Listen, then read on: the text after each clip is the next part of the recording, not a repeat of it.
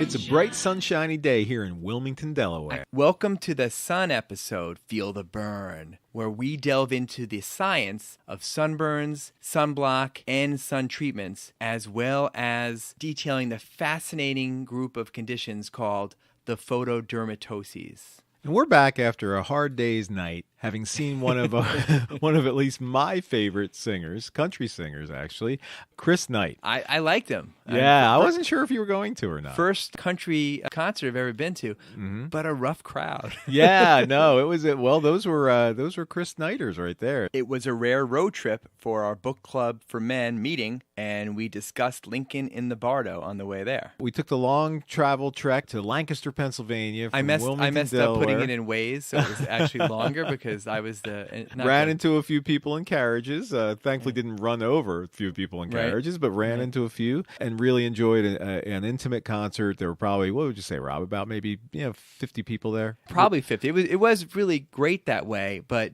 definitely the jokes are making. I didn't get like any of them. They were all like hunting jokes. My favorite one, he said, I have in his freezer deer and something, and he goes, "Do you have any squirrel?" And then someone yelled out, "Are you going to go barking the squirrels?" Yeah, I thought that was some sort of even though I'm familiar with his music, he's never used that phrase. So barking a squirrel. I thought that was something really quite profane. we Googled it, and what it means is if you want to shoot a squirrel to eat, but you don't want to get the pellets into the good meat, then you shoot below the squirrel, hit the bark, which then knocks the squirrel out. Yeah, kind of like splinters up into the squirrel. That's barking the squirrel. For those who are curious. Yes. That's barking the squirrel. It's going to be our favorite thing. I'm Rob Walter. And who are you? I'm Matt Gotthold. And we are the podcast pediatricians. Here comes the sun, and I say it's all right. George Harrison. Now, I just listened to Peter Asher. You don't know him. He's like one of the managers of the Beatles, and he does this Sirius XM Top 100 Beatles. And over Memorial Day weekend, they go through the top 100 as voted by their listeners. And George had 3 songs in the top 10. Here Comes the Sun, While My Guitar Gently Weeps. I know you love that one. And Something in the Way She Moves. So, Rob, this is a song with some history. George Harrison wrote Here Comes the Sun in Eric Clapton's garden using one of Eric Clapton's guitars. But more recently, at the 2016 Republican National Convention, Ivanka Trump, speaking before her father Donald took the stage, emerged with this song playing. Consequently, the Harrison estate was not happy and voiced their displeasure on Twitter, saying, and I quote, "The unauthorized use of # Here Comes the Sun at the # RNC in CLE is offensive and against the wishes of the George Harrison estate. If it had been Beware of Darkness, then we may have approved it." Gosh. I think we know where they stand politically. Yeah. And, Clapton played lead guitar on While My Guitar Gently Weeps. The Sun. So according to the Skin Cancer Foundation, an Australian by the name of Norman Paul first suggested an association between sun exposure and skin cancer in a book he published in 1918, 100 years ago. Not long after that, scientists learned in 1928 that UVB, ultraviolet B rays, definitely cause skin cancer. But by then, the look of the suntan was really starting to become more fashionable and more attractive in 1928 thanks to Coco Chanel. People decided screw the skin cancer and the wrinkles. Here it is, Matt. You know who Coco Chanel is? She was a French fashion icon-ish kind of person, right? She embraced this carefree life in the sun. Yep.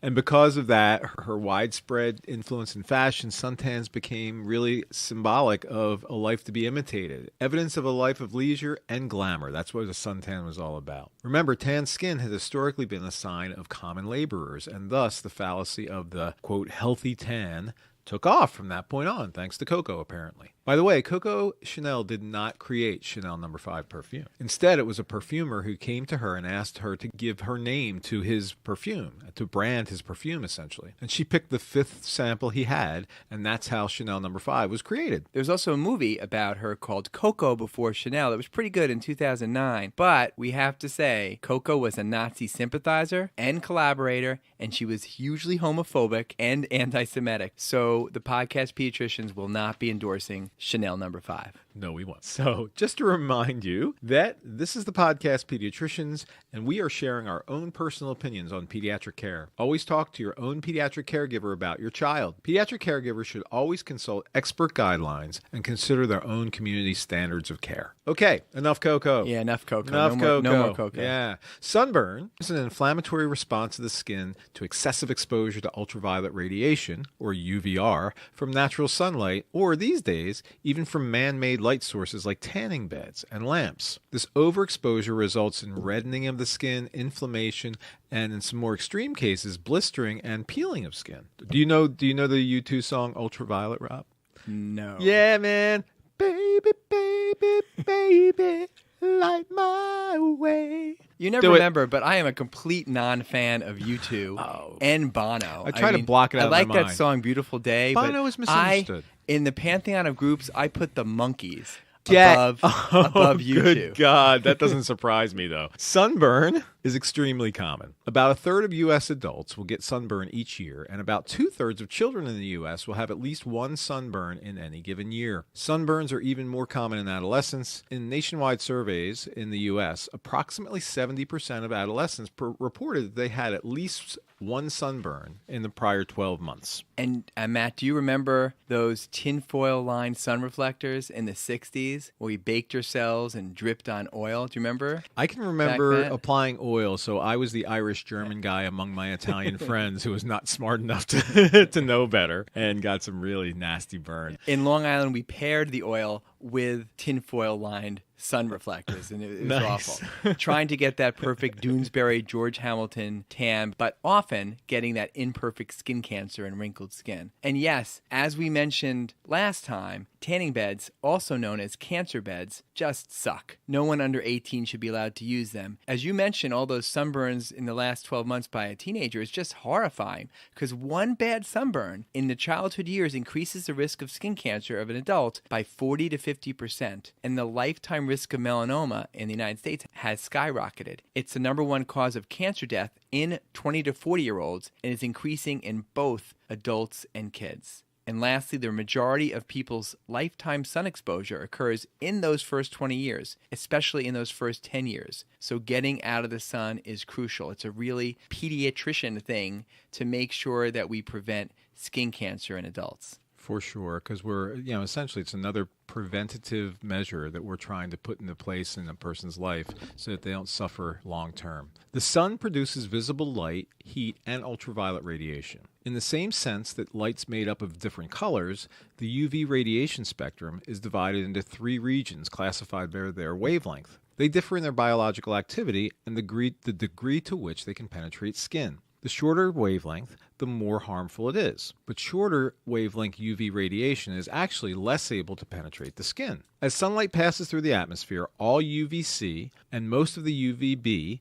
is absorbed either by ozone, water vapor, oxygen, or carbon dioxide. UVA is not filtered as significantly by the atmosphere. Ozone is a fantastically effective sponge for UV radiation.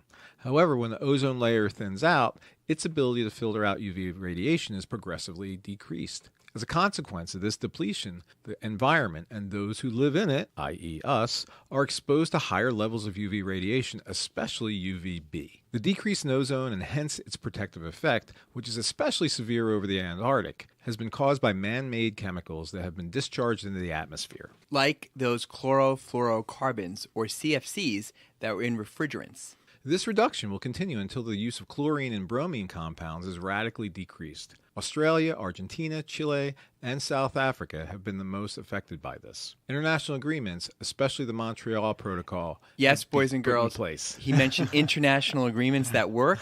International agreements do protect the environment, and they succeed and help everybody in the world. All right. Go on about the Montreal Protocol. Yes, the Montreal Protocol is slowly succeeding in phasing out production of ozone-depleting substances. However, due to the long lifespan of the chemicals that have already been released into the atmosphere, ozone depletion issues will continue for decades. Expectations from scientists involved in this type of research indicate that a full recovery of the ozone level isn't expected until 2050. Wow. Plan to be around that long there, Roberta? I do. I'll be 88, which will make you... I'll be 88-ish. Yeah, right. I'll be alive and kicking, rocking my Tai Chi. Where will you be? Well, You'll be Tai Chi-less. All I can say is if you keep eating bacon sandwiches, we're going to see who's dancing on whose grave at 88. And I'll do Tai Chi on your grave, nice and slow. I won't dance. Nice. Yeah, slow it down, will you? Okay, so the UV radiation with the shortest wavelength is UVC, and this is the most damaging type of ultraviolet radiation. However, the good news is that it's completely filtered by the atmosphere and does not reach us here on Earth. Now, the medium wavelength, UVB, is known to be extremely biologically active, but it does not have the capacity to penetrate very deep past the superficial layers of our skin.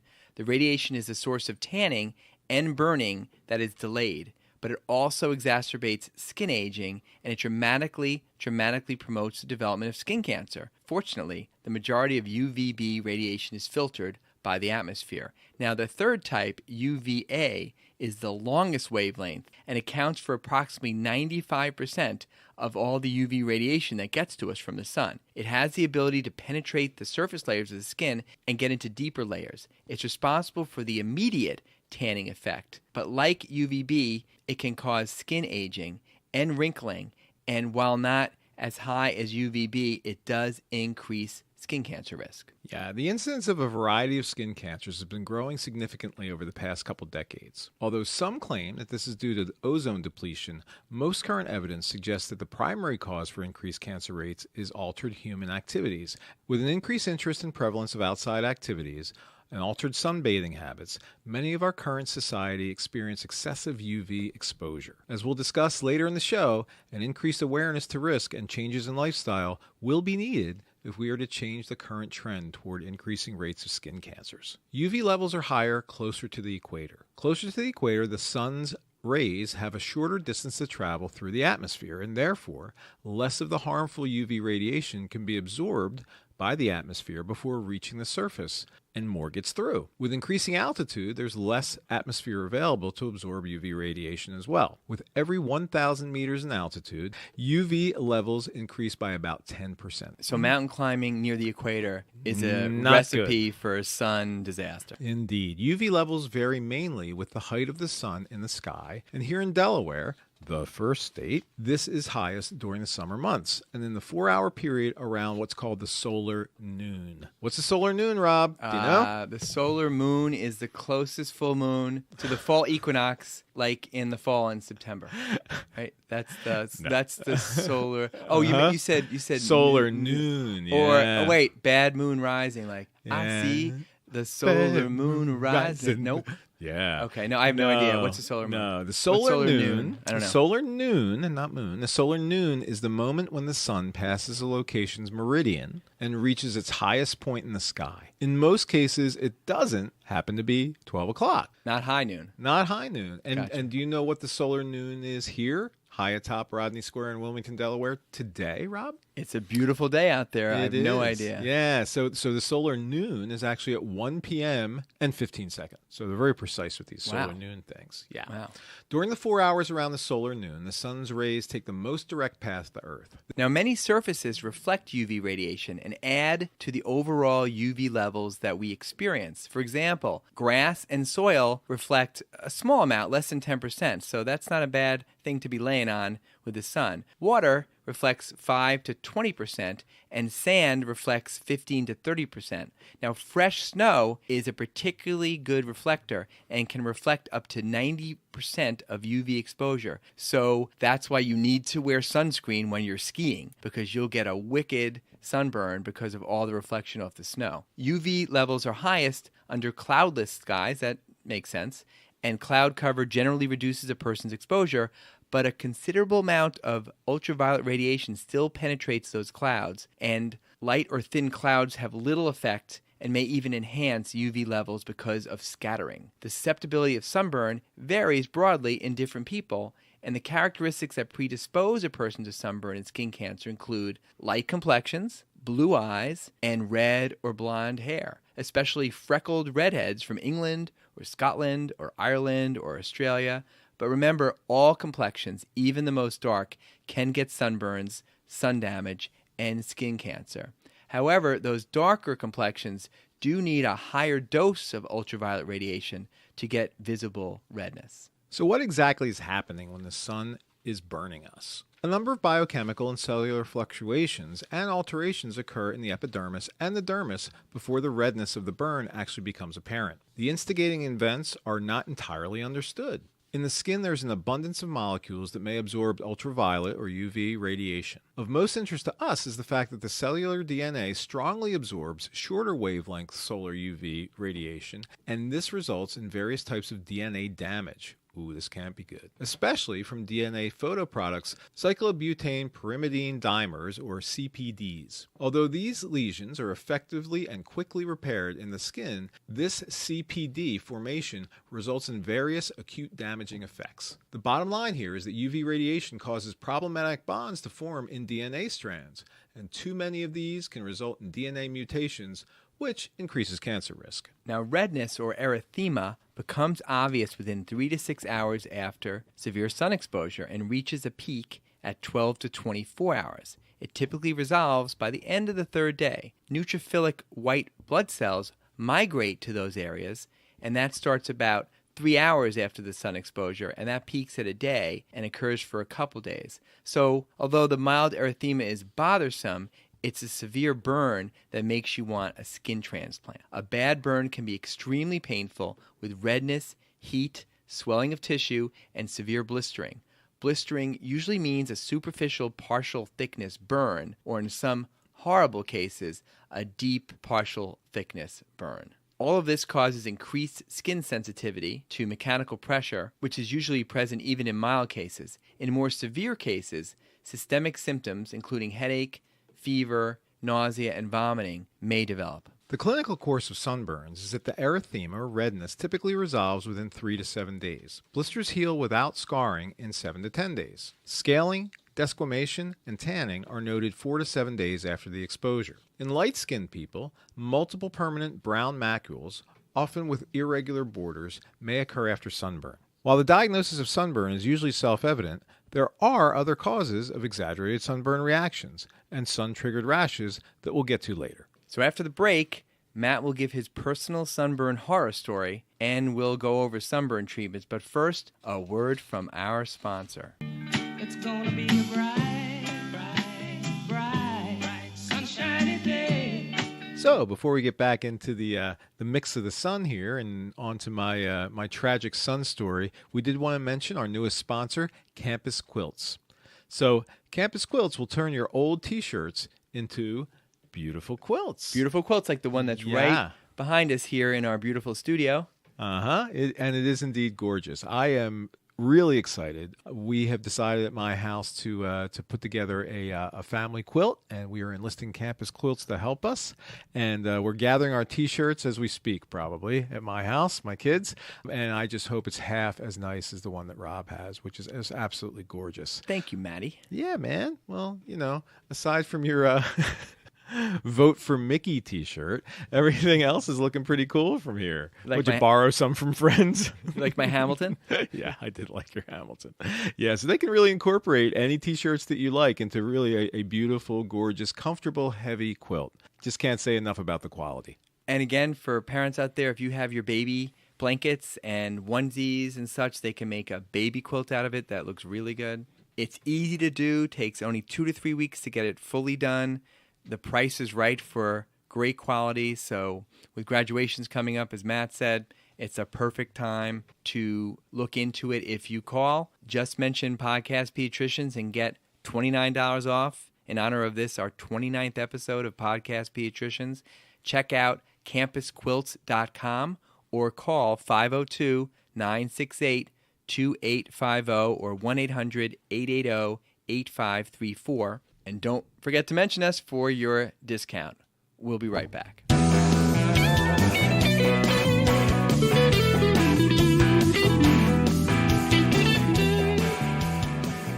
We are back, and now Matthew P. Gotthold's sunburn story.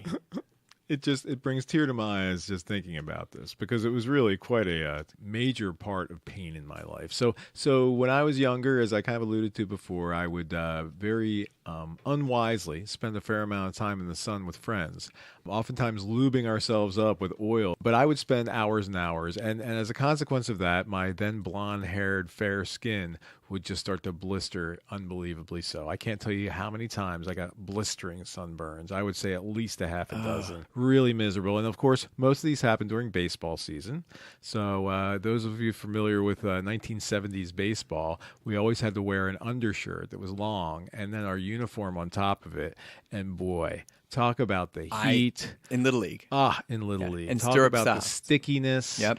Oh, and I could just feel the blisters It's like kind of wool. raw against that, and it was an absolute misery. And I can still remember sitting on the bench waiting to bat with just this miserable sense up around my shoulders where these foot-wide blisters were rupturing. What a misery. And as if that wasn't enough, to add insult to injury, 30 years down the road, basal cell carcinoma. Yeah, so you can't see that from your position there in the listening audience, but I've got a scar on my cheek that's about 6 inches long as a consequence of a basal cell carcinoma that I suffered because of my lack of insight when I was younger. So nasty little lesion, had to take it down to the muscle, 25 sutures, and the plastic surgeon did a nice job, but frankly, I'd rather not have it. So I'm happy to show that to my patients as I'm telling them about the sun, like, hey, you don't want one of these, right? This is not from pirates. This is from my own lack of insight when I was spending way too much time in the sun.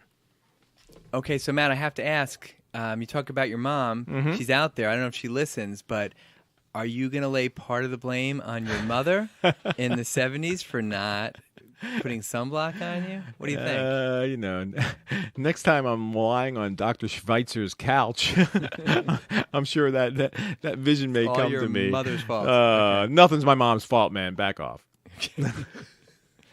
So, I don't know what Matt did back then for his severe sunburns, but what do you do for severe sunburns? Sunburns are usually a self-limiting condition that heal and disappear in a few days. There's no medication or therapy that can be used to reverse the damage that's already been done. Treatment is really about addressing inflammation and the pain. So, cool compresses, aloe-based gels, and the infamous calamine lotion we talked about last episode about poison ivy are some options to give relief. Ruptured blisters need to be cleaned gently with mild soap and water, and then optimally covered with wet dressings like gauze that's saline soaked or petroleum impregnated, which they do sell in the drugstore, but I haven't really had to use this in my practice. Have you had to have kids use this in severe cases? No, I mean, once or twice I've suggested that they use the petroleum impregnated gauzes, but outside of that, not really. Now, to treat the pain, swelling, and inflammation, a good nonsteroidal anti-inflammatory tends to work best, like ibuprofen, and we usually use that every 6 to 8 hours. What we don't usually use is topical corticosteroids to treat a sunburn. There's little evidence at all that these types of lotions and creams and ointments are helpful either for the symptoms or hastening the time for the sunburn to improve. Children with really, really serious sunburns and extreme pain and systemic symptoms like the fever, headache, vomiting, dehydration sometimes need to be hospitalized for IV fluids and pain meds. Topical antimicrobials or antibiotics like silver sulfadiazine or mupirocin or Bactroban are sometimes used to prevent secondary bacterial infections like we do with burns. Have you had this happen very much in your practice, Matt? I have occasionally used the Silvadine, type of ointment for kids. Not often, but occasionally. Yeah, really, I can't remember the last time I ever had to do that. There is no evidence that oral or IV corticosteroids are useful in cases of severe sunburn. As always, prevention is the best medicine. In the case of sunburn, effective prevention means sun avoidance, using protective clothing, and the generous and frequent use of broad-spectrum sunscreens. Healthcare providers must take the lead and remind patients, especially those with sun-sensitive skin types, to be vigilant about sun protection.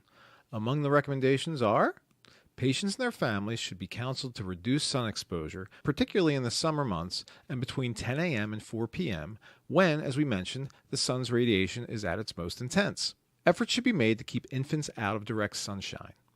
The AAP recommends that babies under 6 months of age should be kept out of direct sunlight. When adequate clothing and shade are not available, parents can apply a minimal amount of sunscreen with at least a 15 SPF or sun protection factor to infants under 6 months to small areas such as the infant's face and the back of their hands. You know, and two things about that. One is that all the sunblocks for kids, the sunscreen, says don't use under 6 months. And we always tell them, if you have to, use it under 6 months. They shouldn't be in the sun a lot, but use it. And we'll get to the SPF, how it's not a great system, but I usually tell parents that it should be at least 30 SPF to use at all. So I wouldn't use 15. Yeah. So what I tell parents But is, just keep them out of the sun. Right. That's When they it. ask me, can I use it under my 6-month-old? I think the old paternalism in pediatrics used to say, like, well, you'd never put this on a baby under 6 months old. Instead, I'd rather start the conversation with, well, optimally, they shouldn't be in the sun at all. If you find yourself in a situation where you have to be, yes, you can use small amounts of this, particularly in areas that are going to be more sensitive. So clothing that protects the child from sun, including long sleeves and broad brim hats, should be worn when in the sun. The best fabrics for sun protection are those that have a tight weave, are thick, and are dark colored. There are clothing lines that have been developed and marketed specifically for photosensitive people, like Coolie Bar and Solumbra, and these are broadly available. Broad-spectrum sunscreens with sun protective factor 30 or higher should be routinely used when outside in sunny weather, even cloudy weather. Sunscreen should optimally be applied 15 to 30 minutes before sun exposure so a protective film can be created. It should be reapplied every couple of hours. So Matt, just what is sunscreen and what does SPF mean and how is it measured? So sunscreen provides a screen, not a block. Think of a fly screen door. Air gets through, but flies don't. In the same way, the sun lotion or potion of your choice allows some small amount of UV radiation onto your skin. SPF stands for sun protection factor. It's the measure of how much UV gets through the screen. The higher the number, the less UV passes through. But it only applies to blocking UVB. So, whatever the SPF, you still need a broad-spectrum sunscreen to block the UVA also. An SPF of 30 allows 1/30th, or 3.3% of UV to reach your skin. This means that it filters 96.7% of UV. With an SPF of 50, 98% is filtered, and 1/50th, or 2%, gets through. So while the difference between SPF 30 and SPF 50 sounds like a lot, it's really pretty modest. It's only about 1.3% difference in protection. So whatever the SPF, you need to be making sure that you're also blocking the UVA light. Absolutely. Because all sunscreens are rinsed off by swimming or sweating, reapplication after swimming is necessary. In the United States, the phrases water resistant and very water resistant mean that the SPF is maintained after 40 or 80 minutes of activity in water or sweating, respectively. Sunscreens provide a demonstrated reduction in sun damage, squamous cell carcinomas, melanomas, and photoaging if they're used appropriately. So for me, all that means is just assume that all sunscreens are not waterproof or water resistant, really, and you need to reapply every 2 hours and always after swimming. Now, sunscreen labeling is now the most uniform it's ever been thanks to regulations initiated by the FDA in 2012. Sunscreen products can no longer be called sunblockers, and they must be labeled as water resistant rather than waterproof. Products must also clearly state the SPF for UVB protection, as we mentioned, but also whether or not they have broad-spectrum coverage and list the drug facts on the back. At this point, there's no limit to how high a product can call its SPF, although there's a movement to cap it at 50, because SPF above 50 doesn't matter. I have parents coming in saying, I got an SPF of 100. I got 100 plus, like, doesn't matter. Right. I always tell people, 30 to 50 range is really all you'll ever need. And intentional tanning by using UVA tanning beds or cancer beds does not protect against the risk of sunburn. So getting tanned by one of these tanning beds with UVA light, thinking that, well, once I lay down a tan at the beginning of the summer, I'll have less issues with getting sunburns and sun damage, is completely fallacious. Okay, Maddie. Let's give everybody a little primer on the history of sunscreens and sunblocks. All right, so this is right out of one of Rob's personal favorites, the New York Times. So this is from an article in 2010 that essentially reviews the history of sunscreen. So in 1938, a Swiss chemistry student named Franz Grieter experienced a sunburn while climbing Mount Pizbuan in the Swiss-Austrian border and decided it was time to invent an effective sunscreen. Zinc oxide, a physical sunblocker, was already being used for sun protection and reportedly had been used for centuries for this purpose. The future founder of L'Oreal, Eugene Schuler, released a product called Ombre Solaire, which promised to protect you from sunburn while not affecting your ability to tan. In 1944, Benjamin Green, who was a pilot and a pharmacist, used a greasy substance called Red Vet Pest, Red Veterinarian Petroleum, to protect himself and other soldiers from UV rays during World War II. The military had placed this stuff in life rafts to protect against sunburn.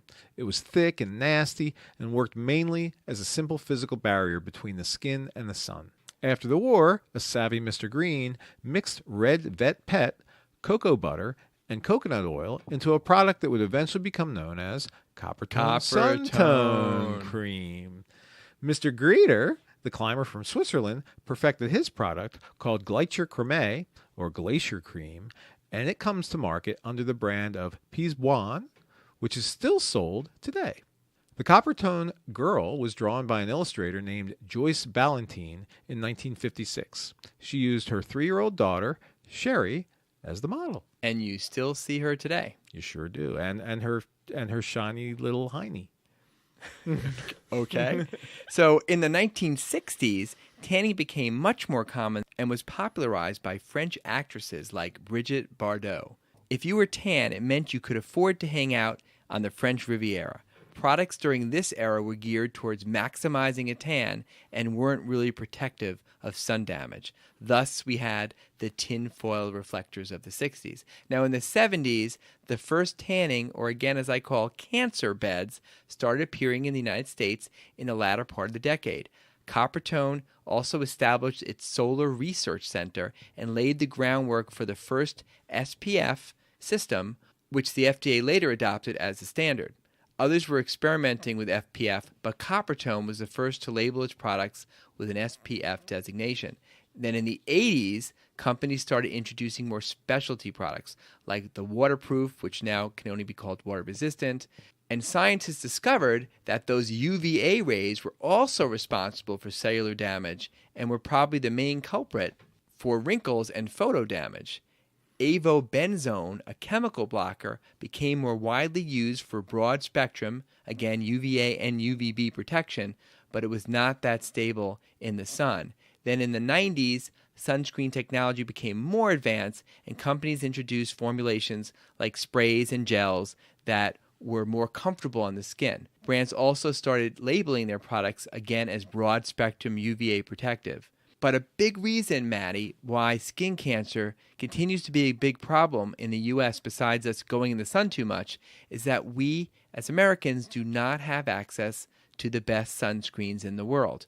What we use here is basically inferior to what you can get in Europe and Japan and Australia and even up in Canada. The rest of the world has sunscreens that block UVA radiation much better than ours do, and they feel better going on. They're less greasy, so people tend to use them more. And you might say, Matteo, why? Why is this, Rob? Why is this? Because our FDA has approved very few new sunscreen filters since the 90s, and it regulates sunscreens as over-the-counter medicines in the U.S., as opposed to treating them like cosmetics as most of Europe does. So we're over-regulating sunscreens and not allowing Americans to get the best protection and thus increasing the risk of skin cancer in America, which is really ironic since our FDA also does an awful job not regulating nutritional supplements due to lobbying by the supplement industry. If you're interested in that, I recommend you listen to the John Oliver episode on it. It's epic. Ooh, I haven't heard that. Good stuff? Good stuff. And our choices here in America to protect against skin cancer may only get worse since Hawaii has just banned oxybenzone, which is just one of a few UVA filters permitted in the U.S. Now, the reasons for this ban may be very valid because of harm to coral reefs, and I'm fully supportive of protecting one of Earth's natural wonders. But Americans need access to other forms of UVA radiation protection. Since the Sunscreen Innovation Act of 2014, which was supposed to increase the breadth of quality sunscreens in the U.S., our FDA has rejected 8 new UVA blocking ingredients, all of which are routinely used in the rest of the world. One product, Antheolus by L'Oreal, with its UVA blocking chemical Mixerol, was actually approved back in 2006. However, using Mixerol on other products has since been rejected. Now, most broad-spectrum sunscreens that I have around my house have the oxybenzone or avobenzone as the UVA blocker. That's in Coppertone's Water Babies and Banana Boats and NOAD, and also, Matt, in Kiehl's high-end facial fuel for men. They all have avobenzone. So I brought it here. Matt, this is high-end stuff. Oh, I can't use high-end stuff. Come on, put your hand out. I drive an Elantra. I can't do that. Now mix it in your hand and put it on your face. This is too high-end for me. Okay. It's kind of pepperminty. Is it? Does it sting a little bit? Put it on. Am I going to end up looking like Nope. you if I Forehead. use this? Oh, no. You tricked me. All right, so how does that feel? It's refreshing. Okay, Matt, guess how much this tube of Kiehl's facial fuel sunscreen cost? Holy crud! Are you sure there are $47. Isn't there like transposition of digits here or Nope. something? $47, Oh Matt. my gosh! Yes, first of all, it was a gift. It was a gift, and I do. It's a gift where they left the thing on. I it. do use this every day. You know, King of Prussia Mall, Uh-huh. Manhattan. Nice. Yeah, all those high-end places. Not going to find that in your. They won't let me in your there. local Wawa. No. I also have CeraVe, which is more of a sunblock that has the physical sunblockers titanium dioxide and microionized zinc oxide that became available 10 years ago. Put your hand out. Put that on. You want me to put this on too? Put it on someplace. Yeah, put it on also. If I put it on together, is Put it it gonna on. like melt my face or something? We can only hope. I melt. What do you think? See, it's a bit thicker. It's You know, thicker. It's white on there Yes, too. it's very. You know what it reminds me of? What? It reminds me of titanium dioxide, microionized. This is it's definitely kind of greasier It is. and not nearly as exciting to my skin here. Although I'll tell you what, if it's a quarter of the cost, I'm there. Oh my goodness. Now you know what to get me for Hanukkah. Yeah, I'll be all over that. The new requirements the FDA has come up with for new sunscreen ingredients is only new ingredients. So for the existing stuff that's inferior and would not even pass muster, this stuff was actually grandfathered in. Now, we podcast pediatricians are all for safety first, and yes, sunscreens are often slathered on the babies, but we need to do a better job of getting Americans good skin cancer protection. On a serious note, I'm a bit overly sensitive about skin cancer because my sister died of malignant melanoma in her early 40s, and I never realized how common it is in healthy young adults. And every summer, I get to watch kids on the Jersey Shore and the Delaware beaches running around with no sun protection, getting red, and it infuriates me and it scares me. But it's hard to be that guy on the beach screaming at other parents about what they're doing for protecting their kid from cancer. And speaking of screaming at the beach, I have to add that it infuriates me that at the beach, nobody wears bike helmets when they're biking. You see whole families, moms, dads, teens, little kids, riding around in the streets next to cars with no helmets. I don't see that up here in the suburbs, but at the beach, they don't need helmets. Like, are the beach pavements a lot softer than they are in the suburban areas? Do beach towns give you magical brain protection against brain damage when you crush your skull against the ground when you fall? I don't know, but it infuriates me. I don't know about you, but every year I watch them. Like, get those helmets on those kids. You're terrible parents. So some people's heads definitely get mushier, at least their brains, when they're down at the beach. I hate it. Okay, so a quick plug for us pediatric caregivers and parents to refamiliarize ourselves with the ABCDE system of evaluating moles. And when we refer to a dermatologist for suspicions of skin cancer, this is exactly what we're looking at. So the A is for asymmetry, the B is for borders, So either irregular or scalped borders is worrisome. The C is for color. Different colors in one mole, especially darker black moles, can be worrisome. And D is for diameter. So that's a diameter bigger than 6 to 10 millimeters, which is most worrisome if it is E. Evolving. The mole is changing over time, especially if there's a family history of melanoma or if there's a high-risk type of a kid involved, like a fair-skinned redhead, Irishman, English, Scottish backgrounds. Refer all these folks early. Like a young Matt Gotthold. Yeah, exactly. These high-risk kids and their parents should be vigilant about sunblock and UV blocking shirts and about staying in the shade as much as they can. Have you ever had anybody in your practice, Rob, with a skin cancer? I have.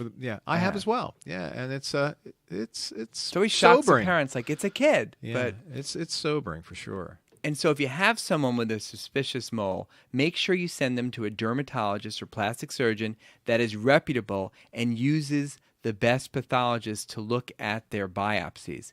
Again, on a personal note, my own sister's biopsy had melanoma and it was missed. And when it came back a few years later, it really was too late because they missed it on the original biopsy. The key to curing bad skin cancers is diagnosing them early and cutting out the cancer with wide margins. Now, this missed biopsy in my family's case also may explain my negative attitude towards the Boston medical establishment, since her biopsy was read and misread at a very well-known Boston hospital. But over the That's not fair, I know, but man. honestly, over the years, I realized that human error could have happened anywhere, but this time it happened in Boston. But still, my dislike of the cheating Patriots and Tom Brady is certainly justified for so many other reasons. Eagles! Eagles! Eat that, Tom. We don't need a White House photo op either. We will be right back after a break with my personal favorite, the photodermatoses, including the other Lyme disease. I'm walking on sunshine. I'm walking on sunshine. And I feel good. Okay, this is actually a quick discussion that's really unscripted. Haven't really told Matt about this.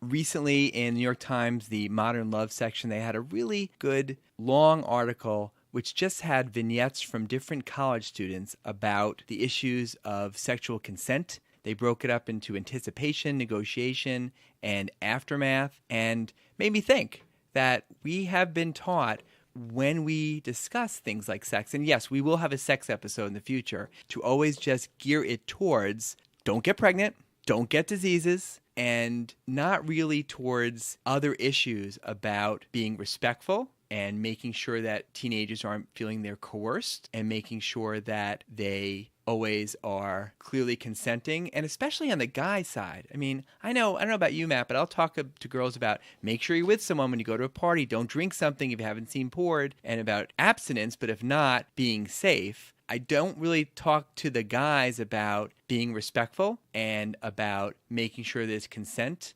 Do you do that? Yeah, I mean, this is something that we probably have discussed with our own children. But I think Right. and we as pediatricians find ourselves oftentimes kind of in that gentle parental role, and this is probably something that we should consider doing. This is covered, hopefully, in some detail in schools now. I think sex education done properly definitely covers consent and what exactly that means. But it wouldn't hurt for us as pediatricians to, as I always tell the kids in my practice as we discuss, sexual topics, listen, I know you've heard a lot of this before, but I want to be one more little voice in the back of your head as you're making these decisions that can really be life-altering. Right. And, over the years also, I've had college girls come in telling me that they were, or parents telling me that there wasn't a sexual assault. A lot of times they will say, listen, we don't want to talk about that now. They got counseling. And I respect that. I've also had guys come in that have told me they've been accused of it. And now they're in the room. I don't know the story. And if they say it was a false accusation, I'm going to listen to them. I don't know what happened, but I always now feel like maybe I should have been talking to them in high school about being respectful and about consent. And I'm sure the AAP does have guidelines for this, and maybe we need to look them up again. But just starting to think about approaching this as more of just don't have sex, don't get pregnant, but more of a conversation and us being a resource, like you said, a voice in their head, especially for the guys. Particularly as time goes on and we are dealing with, thank goodness, fewer of the infectious diseases that our predecessors dealt with. Some of these other things are emerging as things that really need our attention. And so it is definitely worth thinking about, as a pediatrician, what's the best way to be helpful for my patients from the standpoint of good health, physical health and mental health. And this certainly falls into that category. Amen. We'll be right back.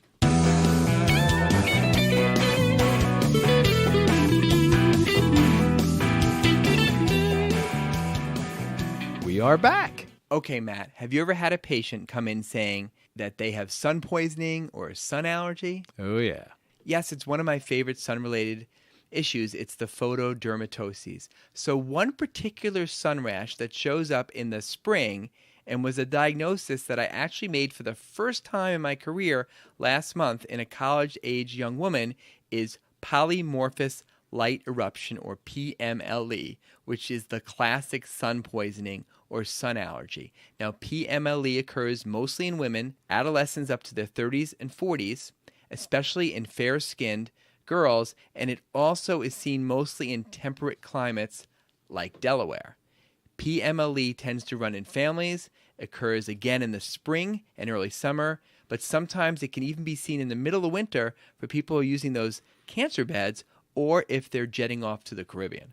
Classically, after the first few hours of springtime sun exposure, these women get an intensely itchy rash on their upper chest, especially in the V-neck area, as well as the back of their arms and sometimes the shoulders and the lower legs, places with sun exposure, essentially. They don't usually get this on their hands or their face. The rash can really be angry-looking, with symmetric red or skin-colored papules or bumps and plaques, and sometimes even blisters. Polymorphous light eruption can really be debilitating when it happens to someone every single spring, to the extent where it can even cause depression and anxiety.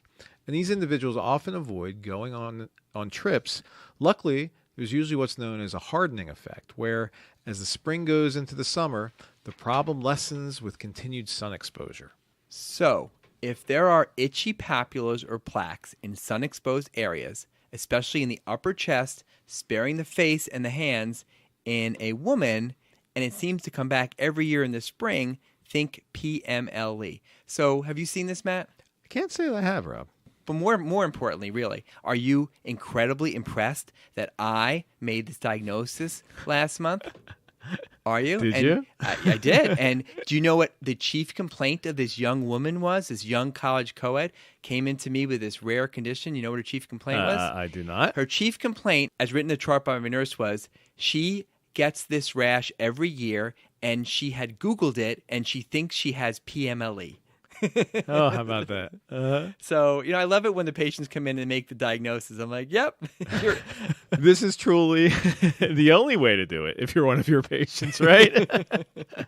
Actually, the first diagnosis I think of when I hear about a rash occurring only in sun-exposed areas is some type of a photoallergy reaction to sunscreen, which is more common than you think, and we will touch on that a bit later. And that's what I think of, too. Like, it's actually, when they think it's the sun, it's actually the sunblock in the same places. Right. We'll talk about that. Yeah. Sometimes PMLE may be so mild that it doesn't even need treatment or attention, and luckily often resolves over the years.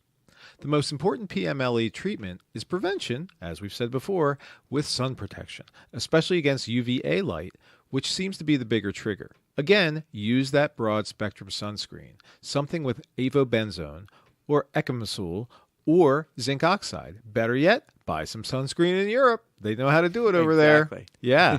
Another PMLE treatment is inducing photohardening early each spring with very low doses of UV radiation done by a dermatologist.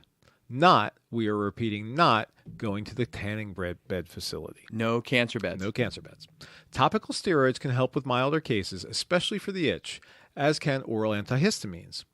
Rob tells me he's having a hard time prescribing hydroxyzine, also known as Atarax or Vistaril, because it needs prior authorization, and they want us to use Benadryl first, they being the insurers, even though hydroxyzine is less sedating than Benadryl, especially for those with a chronic itch. It's so annoying. It's so annoying that Yeah. they're rejecting hydroxyzine. It's a generic medication. Yeah, I haven't encountered this yet, but when I do, I'll be livid. As with almost all other itchy rashes, if PMLE is really severe, a short course of oral steroids for about 5 days or so can be indicated. Okay, now we get into the rest of the photosensitivity disorders, which I must say, Matt, are fascinating, Jim. Just fascinating. You know what that comes from? That's Star Trek. That's Star Trek. Mm-hmm. Fascinating. And who's saying it? That would be Bones. No, Bones it would McCoy. not. Oh, no, Spock. No, it was Spock. Oh, shoot. You got me on that one. Okay, here's a TV trivia question. What was the first network TV show that had its first interracial kiss? Oh, that would be Star Trek. Who? Yeah, that was Lieutenant Uhura and Jim Kirk. And Jim Kirk. Our Jim Kirk. Now, it's tempered a little bit by the fact that they were under some kind of a mind control. Yes. So they couldn't do it like it was their free will. Still pretty risky, though. But still was risky. Yeah. Love Star Trek. Now, you can separate the photodermatoses into two groups, the phototoxic disorders, which cause direct damage with UV radiation from a phototoxic chemical that's ingested or applied to the skin, or the photoallergic reactions, which is a cell-mediated process, basically an allergic reaction triggered by the sun in sensitized individuals. And by far my favorite of these is phytophotodermatitis. Come on, say it with me, Matt. Ready? Phytophotodermatitis. Again, Phytophotodermatitis. Excellent. Yeah. First, in the phototoxic disorders, which usually occur minutes to hours after sun exposure with blisters or bulla, which are actually large blisters, and the classic one of these is in teens who are taking doxycycline for Lyme disease, and especially for acne. Sulfa drugs and quinolones, and some nonsteroidal anti-inflammatories, and even griseofulvin, which is oftentimes used for fungal infections, can trigger this type of reaction. But I never use griseofulvin. I use terbinafine or a generic Lamisil. We disagree. I will still occasionally use We griseofulvin. disagree. We disagree to disagree. Anyway. And besides this wicked exaggerated sunburn reaction with this phototoxicity, again, the classic that we see in pediatrics is patients who are on doxycycline. So you have to warn them about it. They can also get something called photooncholysis. This is a separation of the distal nail from its nail bed. I've seen this twice with doxycycline, and it's unforgettable. All their nails start falling off. Oh, yeah. I've seen it, too. In Yeah. fact, I saw it under the auspices of a parent thought that Lyme disease was causing their child's nails to fall off. And I said, 'cause they were on doxy. Because they were on Right. doxycycline. And I Right. said, no, it's the cure that's doing that, not Right. the actual illness. So then there is a photoallergic category in which most are triggered by topicals, and the most common of these, as I mentioned, is from sunscreens. Right. And, I have a family, and I still see it's a large family, that everybody in the family is sensitive to Coppertone sunscreens. They can have any other type of sunscreen, but whenever they get near Coppertone, it is a mess. And again, these type of severe sun reactions are treated like a severe sunburn. But again, the most interesting to me is the phytophotodermatitis, and I just like saying it. We won't make you say it again, Matt. But it's caused by topical exposures to plant-derived substances and then subsequent sun exposure in those areas of the skin. The classic plants that cause this are celery, parsley. Do you like parsley? Yeah, it's in the same category as celery. It's It's in like, the- I could take it or leave It's it. in the Passover Seder. It's pretty gross. Yeah. Lemons can cause this, but the most famous of all causing phytophotodermatitis is from limes and lime juice. We like to call it the other Lyme disease. Yeah, because nobody ever said that before. All of these phytophotodermatitis plants contain furocoumarins, which, when exposed to UVA radiation, can cause a photosensitivity reaction. With limes, the common summertime scenario is with bartenders who squeeze limes for bar drinks and then go out into the sun. The initial rash can be red and swollen with some blisters, and often the rash has very bizarre configurations based on what the lime juice had touched. The rash occurs about 24 hours after the sun exposure, so it's a delayed reaction, really. It may not be itchy at all, but it can be a bit painful. Sometimes the initial rash can be very, very mild and not even noticed. But then this rash is replaced over several days by hyperpigmented areas, which are darker areas, still with the same bizarre patterns, and these can last for months or years until they finally fade away.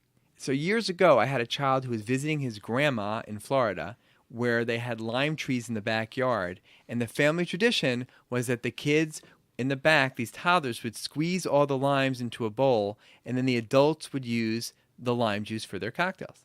Kind of like at my house where we have them go in the backyard and squeeze the hops and barley. Exactly. And then the kids just watch their parents and grandparents get a little buzzed. But this particular child had a phytophotodermatitis reaction, and the next day they noticed a weird rash on his arms and his abdomens and upper legs with really bizarre shapes, which were consistent with how the lime juice was splashing on them as they were jumping up and down and squeezing the limes in the direct sun. Now, they went to the ER in Florida. Right away, they knew what it was, since it's kind of a Florida thing. And it did slowly get better. But the next week, in its place, was really, really dark, pigmented areas, again, in a really bizarre configuration. So they came to see me the next week, and I looked at it, I was like, my head was like, what the heck? What the heck is that? You know, one of those things like, that is bizarre. And the first thing I do, I don't know about you, Matt, but when you have a really, like, especially a pigmented rash that doesn't make any sense, you reach for your alcohol pad and see if you can rub it off. Absolutely. And a lot of times it's just something that they got on as topical, but I couldn't rub this off. And then I pretended my beeper went off back then, went out, opened my Hurwitz pediatric derm book, and there it was. And I was reassured.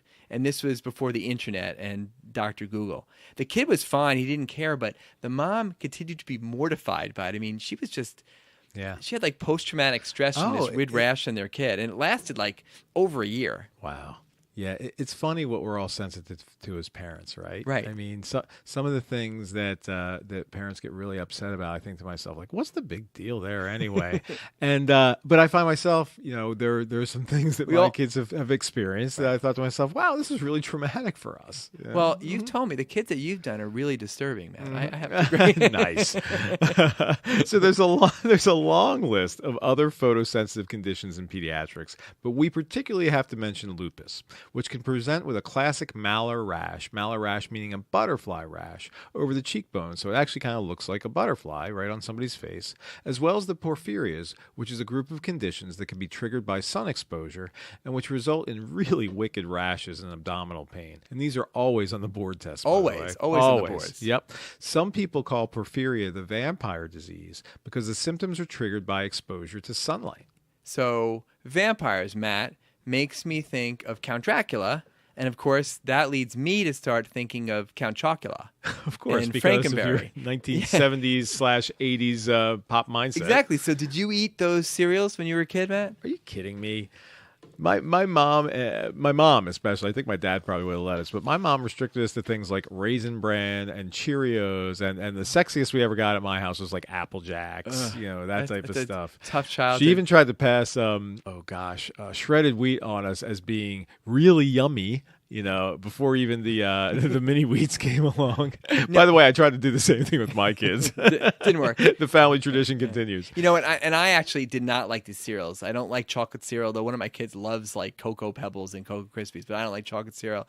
I was that Fruit Loops and Applejack guy. But Frankenberry was a strawberry flavor. Again, not my favorite. But then there was Boo Berry, which was introduced a couple years later in 1973. It was the first blueberry flavored cereal, and I'm all about blueberries, although blueberry tasted terrible. But one interesting note, in February of 1972, Frankenberry changed their pigment to another indigestible pigment that turned children's poop pink, and it thus was called the Frankenberry stool, which is different than the reddish poop you get from taking the antibiotic Ceftonir or Omnicef, which you always need to warn patients about so you don't get a 2 a.m. phone call from the mom like, there's blood in my kid's school. It's like, it's the Ceftonir. Mm-hmm. And Matt, do you know that you can also get Frankenberry fruit roll-ups and Count Chocula breakfast bars? Are those in the Gotthold house now? Again, we have shredded wheat roll-up bars in my house. We did it at the time. So there are many other conditions where sun exposure can exacerbate the problem, including eczema and fifth disease, which fifth disease, as you guys know, has those red cheeks and often a lacy rash at the arms. This kind of a rash can keep recurring over a series of weeks every time the child is in the sun with fifth disease. Right. You diagnose it, and then 3 weeks later they're back. It keeps coming back, but that's all it is. Mm-hmm. It's just recurrence from the sun exposure. So there's a severe and devastating sun-related disorder that often pops up in popular books and movies called xeroderma pigmentosa, or XP. That alone sounds pretty sci-fi, doesn't it? Yep. And this is an autosomal recessive condition where affected children cannot repair damage caused by UV light. Sounds familiar. So they have a greatly increased risk of cancers like melanoma and of severe skin problems. And in extreme cases, they can't tolerate any sunlight at all. Some have called this affected youth moon children. The moon children. The moon children. While it's rare, affecting only 1 in 250,000 people in the U.S., it's 6 times more common in Japan.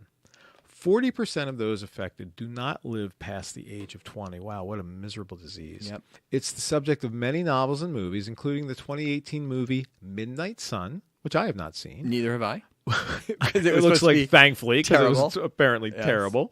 There was also a 1988 Brad Pitt movie called The Dark Side of the Sun, and a 1994 CBS TV movie based on a real-life couple with 2 daughters with XP, and that was called Children of the Dark. Not to be confused, however, with Children of the Corn. Did you see Children of the Corn? I had to pass on creepy. that one. Yeah, Creepy. I'll tell you. Most of the time, I find that Stephen King stuff doesn't really translate all that well onto film, with a few exceptions. The Shining. Yeah, Stand by Me. Mhm. Also, a movie called The Others with Nicole Kidman in 2001, and an episode of Baywatch in 1989. Rob dug that little treasure up. No. I was going to say, now Matt has a poster, a Baywatch poster in his office. So This was Yeah. something we promised we I wouldn't made talk that. about. and lastly, to top off an exciting month of solar rashes for me, I had a kiddo a few weeks ago who I just saw today in follow-up who I think actually has solar urticaria. It's one of the physical urticaria or hives. I think we've talked about this before, Matt. Hives is fascinating. Oh, yeah. We could do a whole episode, and maybe we will, And we just on should. hives. So anyway, this girl gets classic hives with big round wheals about 10 minutes after sun exposure, especially in the spring. And she did indeed have this. It was impressive. And it was a little painful to her. It wasn't papules like PMLE. It wasn't in the V-neck area. It wasn't that itchy. It burned a bit. She also had swelling of her left eyelid. And she gets this when this happens. Mom had pictures of hives in the past. It was just wicked. She does occasionally get it under her clothes, which I thought, well, it can't be from the sun. But with this solar urticaria, that could sometimes happen also. But the kicker to me was that mom and the mom's sister or the child's aunt have the same exact thing. Had it as a child. It's not as bad now. And when the mom brought her in, she showed me her left arm, which is filled with hives. The Because mom's? Right, because she had left the arm outside the open window as she drove on a sunny day to my office, and the sun got on it. So I was like, well, that has to be Did significant. your dad ever have that? My dad used to get the sunburns. No, but the suntan arm with the Yes. watch Yes. thing. You know, Hit you with the other back hand in in the the day. back, No, not my dad. And so the mom said that over the years, her sun problem got better. When I read about this, because it's one of those rare things, like, I better read about this. And I went to Up to Date, actually read about it. And this is really, really rare. And usually the hives are even worse than this. But it's got to be something like this. And you can actually test for solar urticaria by doing photo testing. Just taking a square of a child's skin and sunlight exposure and waiting and seeing if you get a reaction. The treatment... Just like cut it off him and throw it out on the porch or what? The treatment is antihistamines. And I gave her both H1 and H2 blockers. So I gave her Benadryl, but I also gave her ranitidine or Zantac, and also put her on some Zyrtec or Citrazine. So I really got to hit her with everything. I didn't want to give her oral steroids because I didn't want it to bounce back. There are newer anti-IgE therapies like we use for asthma that can be effective. But it was kind of exciting for me that it was like something new. She came back today, wasn't any better. Called man. Dr. G, and he's going to see her tomorrow. I may end up putting her on some oral steroids. Wow. It comes and goes, but that was kind of a cool wrap up for So our was your Sun plan to episode. keep her on the ranitidine and the H1 blocker for Until she the sees summer, the allergist. or- Right. Oh, Well, until she- there's this photo hardening, so in another few weeks it will be much better. Oh, so that should work with the solar urticaria as Right. well, you think? I think so. And then the other thing will be sunblock of what I read. Yeah. But maybe to prevent it, some of these newer things, even Xolair, which is given in injections once a month for kids with bad asthma. But I've had this work for one of my kids with chronic urticaria before. Interesting. Have you ever tried Singulair or Montelicast No. for chronic Have you? urticaria?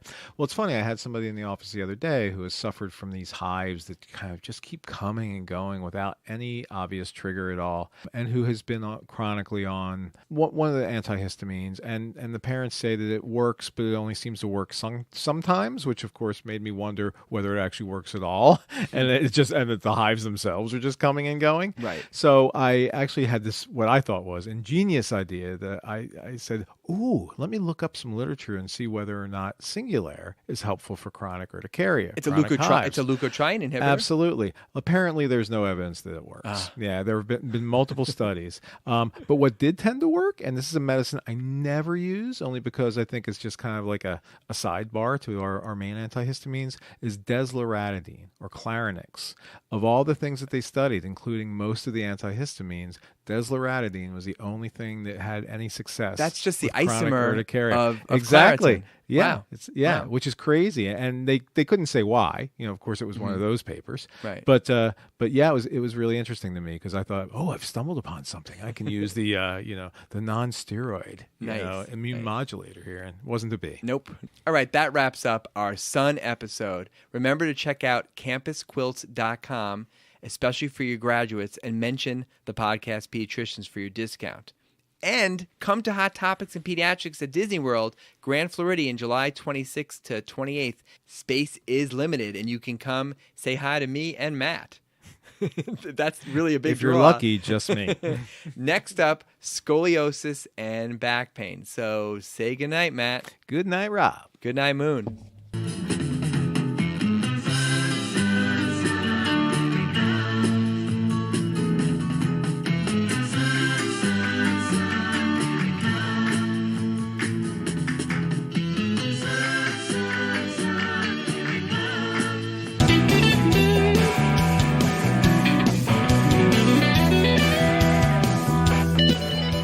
Podcast Pediatricians Productions. All rights reserved.